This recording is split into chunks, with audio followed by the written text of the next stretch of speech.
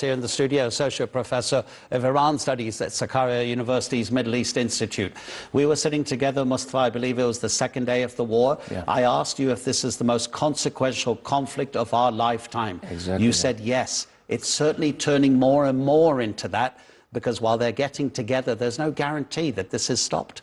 There is no guarantee, and also I would add that this ceasefire is so fragile, and there are still many, the gap between their demands still remains wide. So it's almost unbridgeable, because they are intransigent on many issues, like Iran's nuclear program, like Iran's missile program, its regional activities. Iran treats all these cases as their national, sovereignty issues. So they don't want to give up on their missile program and also their nuclear enrichment capacity. We know that there are a lot of, options that, have been presented to Iran about the nuclear issue, like taking the highly enriched uranium from the United States, not producing their own instead, but they refused it.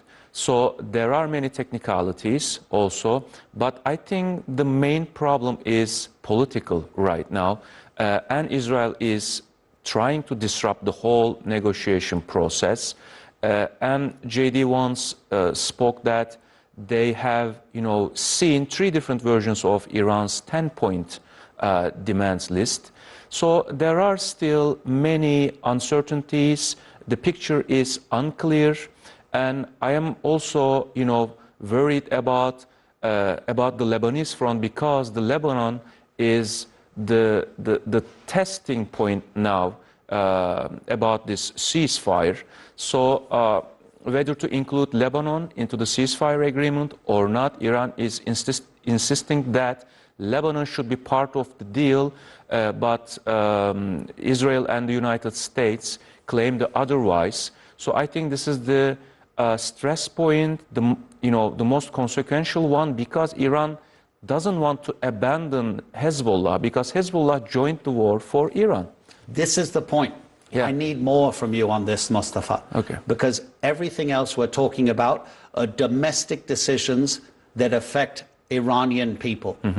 But this issue of Hezbollah in Lebanon, Why would Iran, at this point, when its existence is under threat, give its loyalty to an armed group outside of Iran?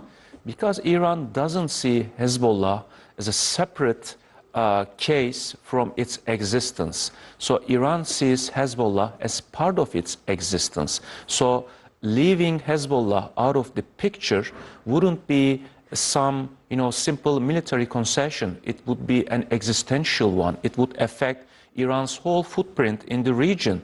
So if Iran concedes on Hezbollah, then al-Shaabi in Iraq, will generate some questions about Iran, Iran's, commitment to their fight. And also Ansarullah will question that. Other, parts of this axis of resistance, so-called axis of resistance, will question Iran's commitment. So if Iran wants to, exert some influence over the region, it should, keep its allies intact. So if Hezbollah sees a lot of damage from this war, and if the Iranian front will be closed, Iran certainly can't abandon Hezbollah. So it's an existential one for Iran. Yeah, absolutely. And that's exactly what the Americans and the Israelis are trying to stop. Yeah.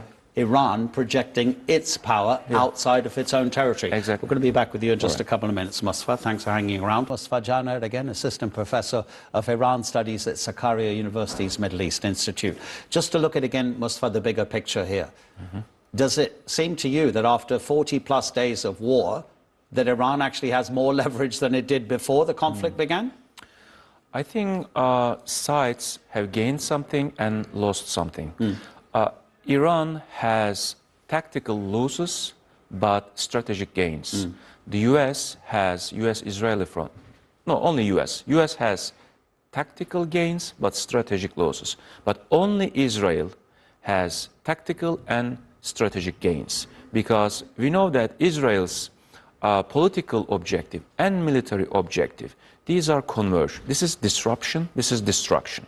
So as long as there is disruption, like Iran's military and social, also civil infrastructure have been damaged, this is a gain for Israel. But apart from that, Iran has lost militarily so many things. Its infrastructure, have seen great damage. Its civil, military, and also it lost many of his, senior commanders and political figures, starting from Ali Khamenei, the supreme leader. They lost it. They lost him. So this is a big loss for Iran, but it has some strategic advantages, like over Strait of Hormuz. Controlling the Strait of Hormuz actually gained a lot for Iran. It saw that by just, squeezing this choke point, it can create a lot of costs, inflict a lot of costs over so many actors. And it can disrupt the petrodollar system, which the United States is, guarantor of. So the United States, in order to,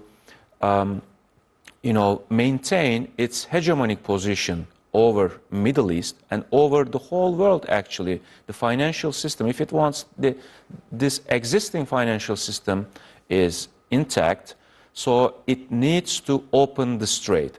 But Iran is insisting not opening the strait, and Iran wants war reparations, non-aggression guarantees. Iran wants many things. Just sitting on this strait gives Iran many advantages, a really, clear strategic position. We're running out of time, so I just need you to be a bit shorter in this answer. But regarding the results that might come from the negotiations, is it still a worse position than the world was in before? In other words, have we been sold a lie? Just the pretext of the war, was that a lie? Because, Donald Trump was saying certain things and the rest of the world and the analysts were saying most of that's not true. Yeah, exactly. The justification for this war was not present. I mean, a plausible justification was not there from the very beginning. Donald Trump said something, but it was not very, consistent with his other claims, and it was not supported by technical reports, security reports. Even Pentagon denied that there was no imminent Iranian threat against the United States. So there was no, military justification, security-wise justification, and also under international law, it was not justified. So, yes, I think we are now in a worse position than before this war happened. So all this, powerful political actors, starting from Donald Trump and other actors, now they are trying to open the strait, which was open this war, before this war. So I think it was an unsuccessful endeavor for the United States, and in terms of the damage it inflicted over many actors, I think it is not a good position, it is not a good picture. It's interesting, isn't it? Because also they're trying to make a deal which actually Oman, the main mediator, said was already on the table about 48 hours before the war began. Exactly. Mustafa Jana, always appreciate you coming in. Thank you, likewise. Thanks a lot. Well, of course, Donald Trump is making the Strait of Hormuz